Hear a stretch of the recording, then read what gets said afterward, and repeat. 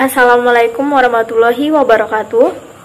Perkenalkan, kami dari kelompok 9 dengan anggota saya Maziatul Lailia NIM 180321100084 dan teman saya Miratis Gundari Fajaria NIM 1803211000082. Saya Nabila Salsabila NIM 85. Pada hari ini kami akan mempresentasikan bab kriteria investasi. Baik, sebelum itu akan saya jelaskan mengenai pengertian dari kriteria investasi. Kriteria investasi yaitu biasa digunakan untuk mengukur manfaat yang diperoleh dan biaya yang dikeluarkan oleh suatu proyek. Untuk mengetahui kriteria tersebut digunakan analisis finansial. Untuk yang pertama yaitu perhitungan kriteria investasi. Dalam perhitungan kriteria investasi ini terdiri dari 1. Net Present Value atau NPV. Apa sih NPV itu? NPV merupakan manfaat bersih tambahan atau nilai kini bersih yang diterima bisnis selama umur proyek pada tingkat diskon faktor tertentu. Rumus dari NPV yaitu sigma BT men CT per 1 plus I pangkat T. Dengan keterangan BT merupakan manfaat pada tahun T, CT sama dengan biaya pada tahun T, T sama dengan tahun kegiatan bisnis. Tahun awal bisa tahun 0 atau tahun 1 tergantung karakteristik bisnisnya. Dan I merupakan tingkat suku bunga. Dalam NPV terdapat kriteria diantaranya yaitu 1. Apabila nilai NPV lebih dari 0, maka usaha dikatakan layak untuk dijalankan. Dan apabila nilai NPV kurang dari 0, maka usaha dikatakan tidak layak untuk dilaksanakan. Dan jika nilai NPV sama dengan 0, maka usaha dikatakan tidak untung dan tidak rugi untuk dilakukan. Berikut adalah contoh soal, dan contoh soal ini akan digunakan dalam perhitungan baik dari NPV, gross B per C, net B per C, dan juga IRR.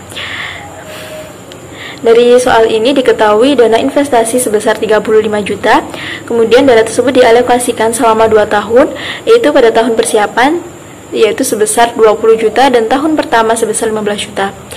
Kegiatan pabrik ini dimulai setelah tahun kedua yang dari pengembangan konstruksi. Jumlah biaya operasi dan pemeliharaan berdasarkan rekapitulasi dari berbagai biaya pada tahun kedua sebesar 5 juta rupiah per tahun, dan untuk tahun-tahun berikutnya juga sama. Benefit dari kegiatan ini yaitu berasal dari pengolahan hasil pertanian dengan kegiatan produksi dimulai pada tahun kedua dengan jumlah penghasilan 10 juta rupiah. Berdasarkan data di atas, maka akan dicari dari perhitungan NPV, B per C, net B per C, gross B per C, dan juga IRR-nya. Untuk yang pertama, perhitungan NPV-nya, ini tabel dari yang sudah disediakan dari soal, dan kemudian ada investasi, biaya operasi, total cost, benefit, net benefit, DF atau suku bunga. B ini dicari sendiri berasal dari total cost dikali suku bunga, dan C ini net benefit dikalikan suku bunga. Sehingga diperoleh data tersebut, dan dari keterangan tabel maka dari rumus diperoleh NPV sebesar 11,114, sehingga hasil menunjukkan bahwa NPV ini lebih dari 0. Yang ini berarti usaha atau proyek ini layak untuk dilakukan. Untuk yang kedua yaitu Internal Rate of Return atau IRR. IRR adalah suatu tingkat discount rate yang menghasilkan NPV sama dengan 0. Syarat utama dari IRR agar usaha dapat dilaksanakan yaitu nilai IRR lebih dari suku bunga yang digunakan saat ini. Rumus dari IRR adalah I1 ditambah NPV1 per NPV2 min NPV di NPV1 min NPV2 dikalikan I2 min I1. dengan keterangan I1 merupakan tingkat discount rate yang menghasilkan NPV 1 dan I2 merupakan tingkat discount rate yang menghasilkan NPV 2. Berdasarkan rumus tersebut, dan ini tabel yang sama dengan tabel pertama, sehingga diperoleh nilai IR sebesar 23,97%. Hasil perhitungan tersebut menunjukkan bahwa nilai IRR lebih besar dari suku bunga yang sebesar 18%, sehingga proyek tersebut dikatakan layak untuk dilakukan. Untuk yang ketiga yaitu Net Benefit Cost Ratio atau NET B per C. Net B per C ini yaitu perbandingan antara net benefit yang telah didiskon positif dengan net benefit yang telah didiskon negatif. Sehingga rumusnya net B per C sama dengan sigma NB positif dan per sigma NB negatif. Dengan kriteria jika nilai net B per C lebih dari 1, berarti proyek layak dikerjakan. Dan juga jika nilai net B per C kurang dari 1, maka proyek tidak layak dikerjakan. Dan jika net B per C sama dengan 1, maka akan terjadi BEP. Ini perhitungan dari net B per C, dan juga sama tadi dari tabel tadi. Dengan diketahui perhitungan tersebut memperoleh hasil net B per C sama dengan 1,37. Dari hasil perhitungan tersebut menunjukkan bahwa net B per C lebih dari 1, berarti proyek tersebut layak untuk dikerjakan. Yang keempat adalah Gross Benefit Cost Ratio atau Gross B per C. Gross B per C adalah perbandingan antara benefit kotor yang telah didiskon dengan cost secara keseluruhan yang telah didiskon. Rumus dari Gross B per C adalah sigma B1 plus R pangkat N per sigma C1 plus R pangkat min N. Maksudnya atas min N ya maksudnya. Dengan kriteria jika Gross B per C lebih dari 1, berarti proyek layak untuk dikerjakan, dan jika Gross B per C lebih kurang dari 1, proyek tidak layak dikerjakan, dan jika Gross B per C sama dengan 1, berarti proyek dikatakan dalam keadaan BEP.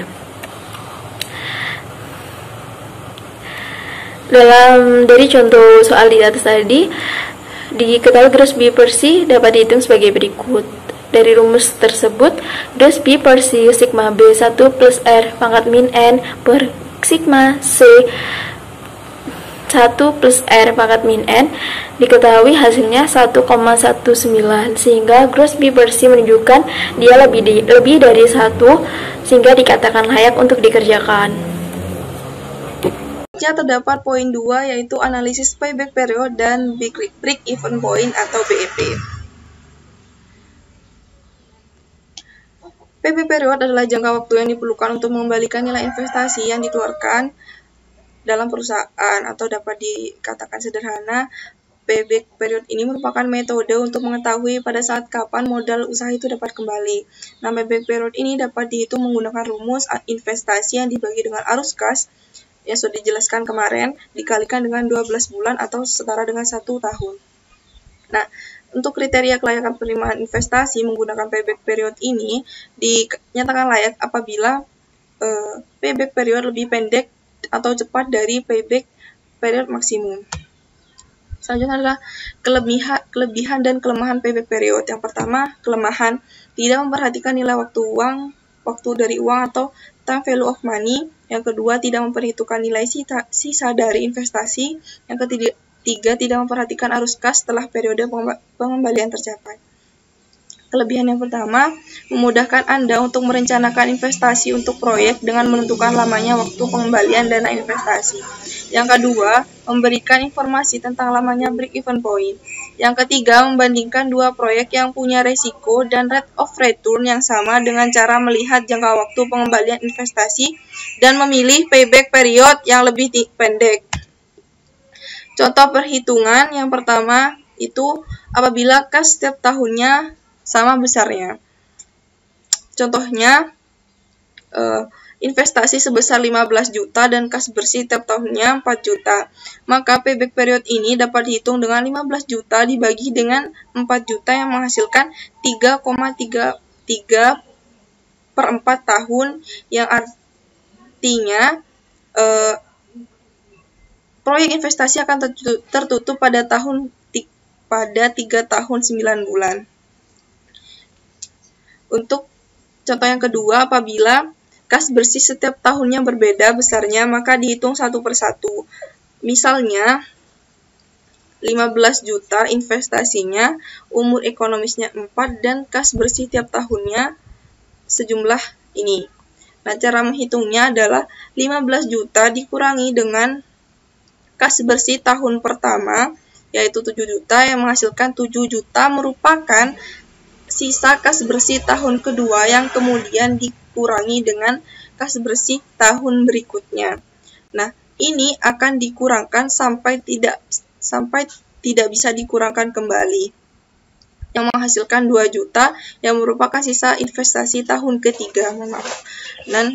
Dan selanjutnya 2 juta dibagi dengan 4.500.000 yang merupakan kas bersih tahun selanjutnya, tahun ketiga, dikalikan dengan 12 bulan sama dengan 5 bulan. Nah, dapat diketahui bahwa payback period selama 2 tahun 5 bulan, sehingga usaha ini dikatakan layak karena memiliki tingkat pengembalian modal lebih cepat. Selanjutnya adalah break-even point atau BEP. Break-even point atau disebut dengan titik impas adalah suatu teknik analisis yang berguna untuk mengetahui batas nilai produksi atau volume produksi suatu usaha.